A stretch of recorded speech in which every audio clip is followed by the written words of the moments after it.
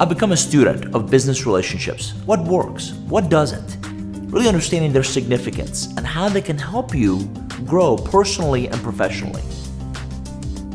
You want to fuel the upward spiral that Donatelli talked about? Build remarkable relationships. Make no mistake about it, performance trumps all. You have to be competent, you have to be capable, you have to understand how to articulate your unique value proposition. But relationships create that edge. I was in Dubai several times last year. I'm headed to Barcelona and Portugal next month. And every international trip reiterates that the rest of the world builds relationships first from which they do business. Unfortunately, many of us as North Americans are so focused on the business part that if and only if the business part works, we'll think about building a relationship.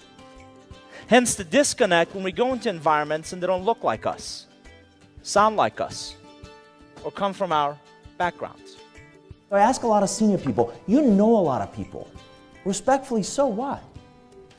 How many of them will return your calls and emails within 24 hours? How many of them call you to ask, how you doing?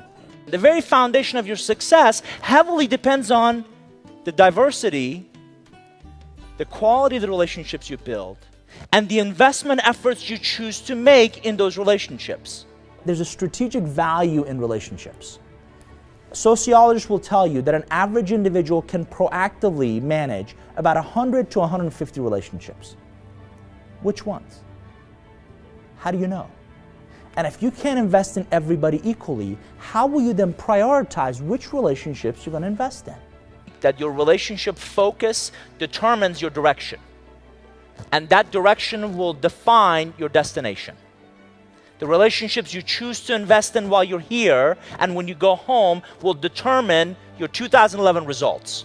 You're going to have to become very savvy at all the different relationships you manage. One of the misperceptions about relationships that is purely external. Customers, partners, outside of this place. I would submit a big asset for you this next year is going to become your intra-company relationships. And if you empower the customers to share the good, the bad, and the ugly, including the ugly, what they do is they become evangelists for you. And I would submit to you that evangelism is a new business model.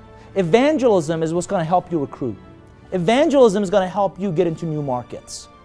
Somebody else talking about you, somebody else helping to toot your horn is what's going to help create that pull, personally or professionally.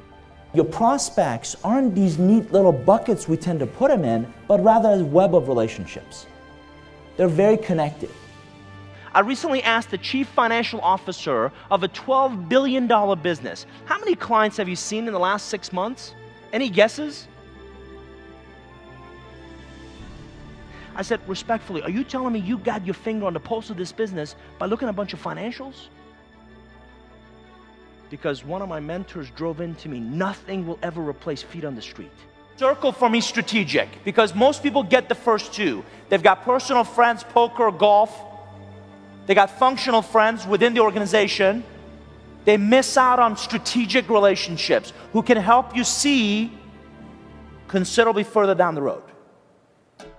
Many understand that relationships are important. Very few embrace and really leverage their significance. The difference between a market leader and a fast follower is your ability to bridge relationship creation with relationship capitalization. What relationships will you choose to invest in proactively, intently, and strategically this coming year?